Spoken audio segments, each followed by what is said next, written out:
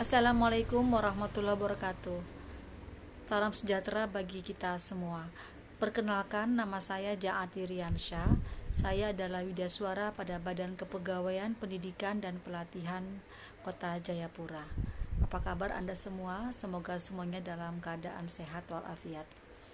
Pada kesempatan kali ini saya akan menyampaikan tentang strategi pembelajaran untuk mata pelatihan kepemimpinan transformasional pada pelatihan kepemimpinan administrator yang merupakan pelatihan kepemimpinan bagi pejabat administrator. Menurut Peraturan Kepala LAN RI nomor 1008 tahun 2009 bahwa pelatihan kepemimpinan administrator struktur kurikulumnya mempunyai 4 agenda. Agenda yang pertama yaitu agenda kepemimpinan Pancasila dan nasionalisme, kemudian agenda yang kedua adalah agenda kepemimpinan kinerja, agenda yang ketiga adalah agenda manajemen kinerja, dan agenda yang keempat adalah agenda aktualisasi kepemimpinan. Pada kesempatan kali ini saya akan menyampaikan tentang salah satu mata pelatihan dari agenda kepemimpinan kinerja untuk strategi pembelajarannya. Agenda kepemimpinan kinerja mempunyai 4 mata pelatihan. Mata pelatihan yang pertama yaitu manajemen perubahan sektor publik yang mempunyai jumlah jam pelajaran sebanyak 9 jam pelajaran.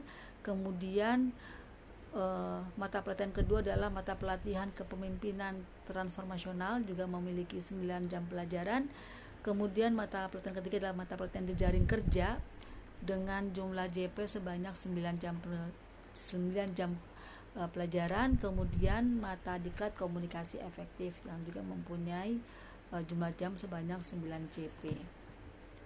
Pada kesempatan kali ini saya akan menyampaikan strategi pembelajaran untuk mata pelatihan kepemimpinan transformasional. Hasil belajar untuk mata pelatihan ini adalah setelah peserta mengikuti pembelajaran ini, peserta diharapkan mampu menerapkan kepemimpinan transformasional dalam menjalankan tugas dan perannya sebagai pemimpin jenjang administrator sehingga mampu menghasilkan kinerja tinggi. Adapun indikator hasil belajarnya, setelah mengikuti pembelajaran ini, peserta diharapkan dapat menjelaskan konsep dasar kepemimpinan transformasional, kemudian menguraikan kembali konsep dasar coaching dan mentoring, kemudian melakukan simulasi kepemimpinan transformasional melalui coaching dan mentoring. Adapun materi pokok ada 3, yaitu konsep dasar kepemimpinan transformasional, kemudian konsep dasar coaching dan mentoring, kemudian simulasi kepemimpinan transformasional melalui coaching dan mentoring. Nah, sekarang masing-masing submateri pada materi pokok. Untuk materi pokok konsep dasar kepemimpinan transformasional itu memiliki 3 submateri. Yang pertama yaitu pengertian dan pentingnya kepemimpinan transformasional dalam birokrasi. Kemudian yang kedua, prinsip-prinsip kepemimpinan. Yang ketiga, ciri-ciri kepemimpinan transformasional. Adapun submateri untuk materi pokok konsep dasar coaching dan mentoring, yang pertama adalah pengertian, tujuan, prinsip-prinsip coaching dan mentoring. Yang kedua adalah peran dan karakteristik coach dan mentor. Kemudian yang ketiga adalah teknik-teknik coaching dan mentoring. Untuk materi pokok ketiga yaitu simulasi kepemimpinan transformasional melalui coaching dan mentoring, memiliki 4 submateri pokok, yaitu pertama adalah refleksi diri kepemimpinan, kemudian yang kedua adalah peranan pemimpin transformasional dalam menggerakkan inovasi dalam organisasi, kemudian yang ketiga penerapan kepemimpinan transformasional, kemudian yang keempat simulasi coaching dan mentoring dalam menghasilkan kinerja yang tinggi. Tahap-tahap kegiatan pembelajaran seperti biasa ada 3, yaitu tahap pembukaan, tahap penyajian, dan tahap penutup. Untuk tahap penyajian saya bagi menjadi 3 sesuai dengan jumlah materi pokok sebanyak 3. Jadi ada tahap penyajian 1, tahap penyajian 2, tahap penyajian 3. Nah, sekarang saya akan sampaikan kegiatan pada tahap pembukaan. Pada tahap pembukaan seperti biasa kegiatannya memberi salam, mengajak berdoa, memperkenalkan diri secara kreatif, kemudian berusaha menciptakan suasana yang kondusif, menggali harapan peserta terhadap materi, kemudian menjelaskan tujuan pembelajaran, menjelaskan peran mata pelatihan dalam membentuk kompetensi kepemimpinan kinerja, kemudian menjelaskan hubungan antara mata-mata pelatihan dalam satu agenda 2 ini, dan juga menjelaskan hubungannya dengan agenda lainnya. Metodenya adalah ceramah, diskusi, dan tanya jawab. Alat bantu yang digunakan adalah laptop, LCD proyektor, spidol, bahan ajar, whiteboard, bahan tayang. Waktu yang dibutuhkan adalah sebanyak 35 menit. Untuk tahap penyajian 1, di sini saya menggunakan metode ceramah karena ada kegiatan menjelaskan tentang pentingnya kepemimpinan transformasional, termasuk juga menjelaskan tentang pengertian pemimpin dan kepemimpinan secara andragogis. Kemudian juga dalam tahap ini ada metode, saya terapkan juga metode tanya jawab itu seperti biasa, ada metode diskusi dan curah pendapat karena saya akan meminta peserta untuk berdiskusi secara berkelompok tentang ciri-ciri pemimpin transformasional, termasuk peserta akan lakukan shopping di YouTube untuk mencari pemimpin yang memiliki ciri-ciri pemimpin transformasional, sosok pemimpin yang transformasional. Kemudian curah pendapat juga saya lakukan pada penyajian 1 ini karena peserta adalah orang-orang yang sudah menjadi seorang pemimpin dan mempunyai pengalaman. Kemudian ada juga saya terapkan metode kisah karena saya akan membacakan kisah tentang kepemimpinan dan meminta tanggapan dari peserta, termasuk saya akan menyampaikan kalimat-kalimat bijak inspiratif lainnya yang berhubungan dengan kepemimpinan transformasional. Di sini juga tetap saya akan memutarkan video yang berisikan tentang kepemimpinan dan meminta tanggapan dari peserta. Maka metodenya adalah ceramah, diskusi, tanya jawab, curah pendapat, kemudian shopping di YouTube. Kemudian ada metode kisah.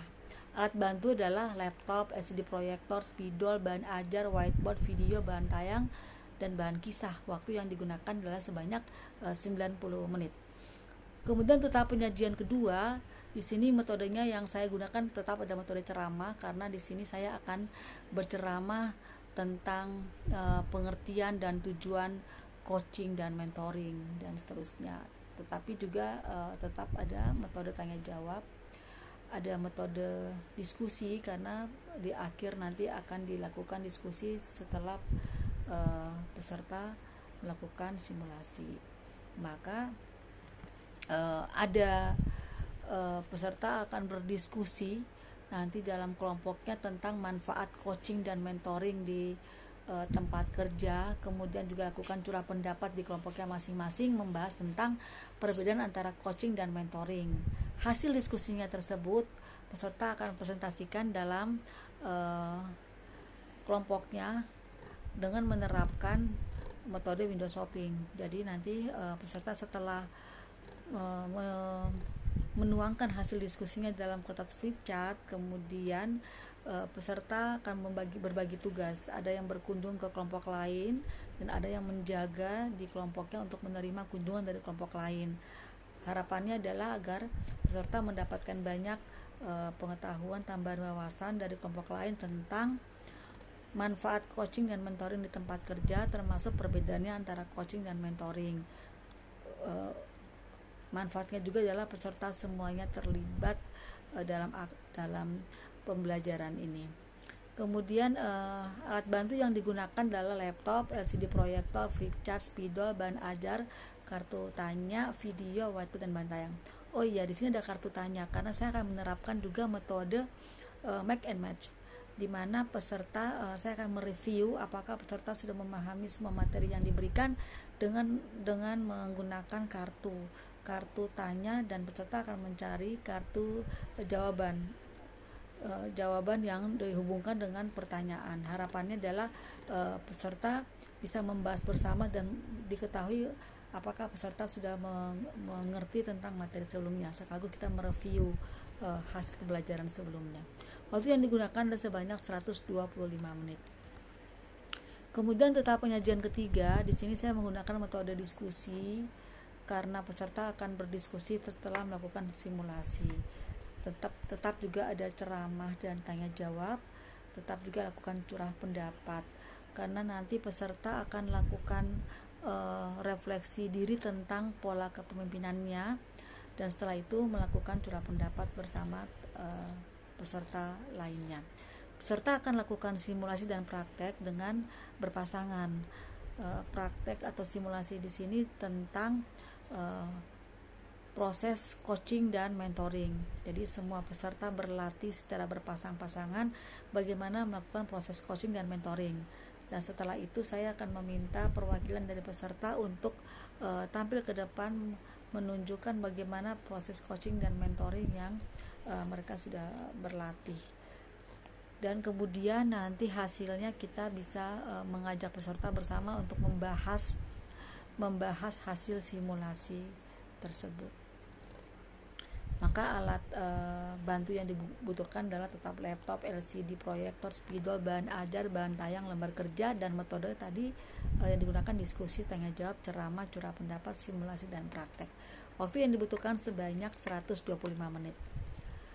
Pada tahap penutupan, saya akan lakukan membuat rangkuman bersama peserta, kemudian meminta peserta mengisi jawaban kuis menggunakan aplikasi Kahoot. Jadi nanti ada kuis yang sangat fun, menyenangkan, tetapi sekaligus bisa mengetahui kemampuan atau pengetahuan dari peserta tentang materi yang sudah disampaikan dengan menggunakan aplikasi Kahoot. Kemudian melakukan evaluasi materi, meminta umpan balik peserta, kemudian saya akan menutup materi dengan mengucapkan salam. Seperti biasa metodenya adalah ceramah, diskusi, tanya jawab. Waktu yang dibutuhkan sebanyak 30 menit.